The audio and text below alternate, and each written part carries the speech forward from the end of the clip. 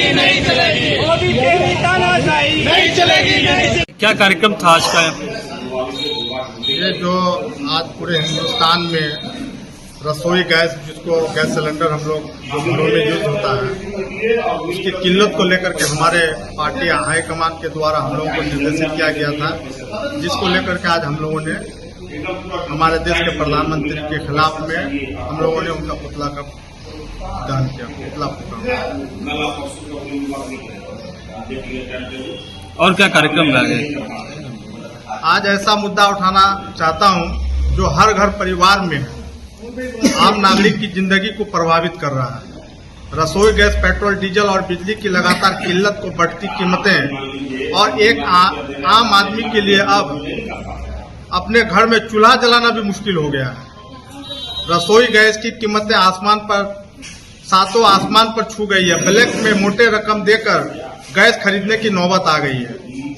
एक सिलेंडर जो कभी आम परिवार के पहुंच में था, आज कई गरीब परिवार और मध्य वर्गीय परिवारों के लिए ये बोझ बन गया है। पेट्रोल और डीजल की किल्लत लगातार आम जनता के जेब में असर डाल रहा है, जिसका सीधा सीधा असर महंगाई पर पड़ रहा है, परिवहन पर पड़ रहा है। जो सब्जियां लेकर परिवहन आ रहा है, वो रोजमर्रा की जिंदगी में उसकी कीमतें बढ़ गई हैं।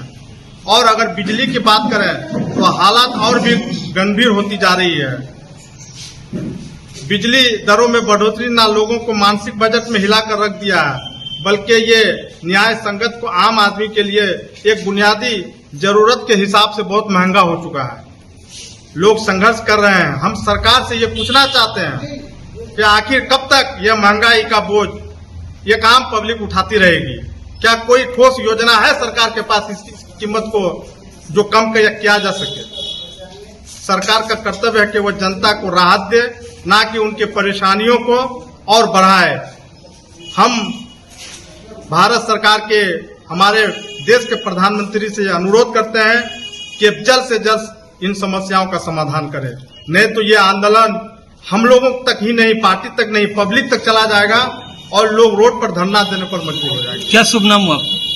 मैं मोहम्मद शाहबुल अख्तर, किशनगंज का जिला अध्यक्ष। हमारे किशनगंज के नवनियुक्त जिला अध्यक्ष शाहबुल अख्तर जी के मौजूदगी में और नगर अध्यक्ष के अध्यक्षता में, जिस तरह आपको पता है कि देश में भारी समस्या आ गई है। हमारे देश के प्रधानमंत्री नरेंद्र मोदी को पता था कि ईरान और इजराइल के बीच तनाव चल रहा है, अमेरिका कभी भी युद्ध भड़का सकता है, और इसके बावजूद भी हमारे देश के प्रधानमंत्री नरेंद्र मोदी जी इजराइल चले गए। और उसी का आज नतीजा है, जिस देश से, ईरान से हमारा अच्छा रिश्ता रहा, जिसने हमेशा हम भारत का साथ दिया है, और मोदी जी जो है इजराइल जाकर के रिश्ता खराब करने का काम किए हैं। और देश में आज लोगों को जो गैस का किल्लत हो रहा है, लोग परेशान हाल है, रेस्टोरेंट बंद होता जा रहा है। उसी तरह से सरकार ने एक नया फरमान जारी कर दिया है कि 5 बजे से लेकर 11 बजे तक बिजली में 20% बढ़ोतरी कर दी गई 1 तारीख से। तो देश भारी संकट के बीच है और नरेंद्र मोदी जी, आप देख लीजिए, चुनाव में व्यस्त है, वो वोट मांग रहे हैं।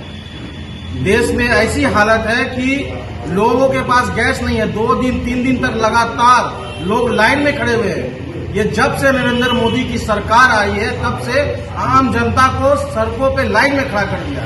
कभी जीएसटी, कभी नोटबंदी, कभी जो है आज देख लीजिए गैस के लिए लाइन में खड़ा कर दिया। उससे पहले भी तो सरकार थी, कहाँ पब्लिक को लाइन में लगना पड़ा?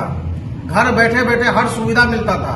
आज डॉक्यूमेंट्स, इंसान का जरूरी कागजात इतना टफ हो चुका है। एक आम इंसान का लाइफ, एक मजदूर मजदूरी करेगा या आधार कार्ड बनाने के लिए लाइन में जाएगा, पेपर प्रक्रिया बहुत हार्ड हो चुका है। और ये नया अभी झमेला जो आया है, गैस का जो ये परेशानी है, ये तो देश में बहुत बड़ा संकट है।